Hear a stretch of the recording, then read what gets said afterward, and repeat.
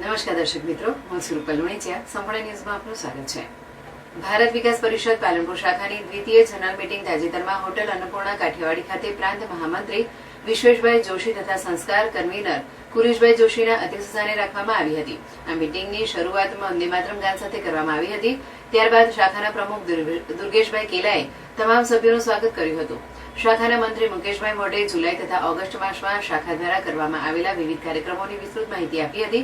આ મીટિંગમાં આગામી તારીખ 23/8/2025 શનિવારે શહેરની વિવિધ 39 સ્કૂલોમાં આયોજિત ભારત કો જાનો પરીક્ષા અંગેની રૂપરેખા સંયોજક અનિલભાઈ રાવલ તથા સહસંયોજક યજ્ઞેશભાઈ દવેએ આપી હતી.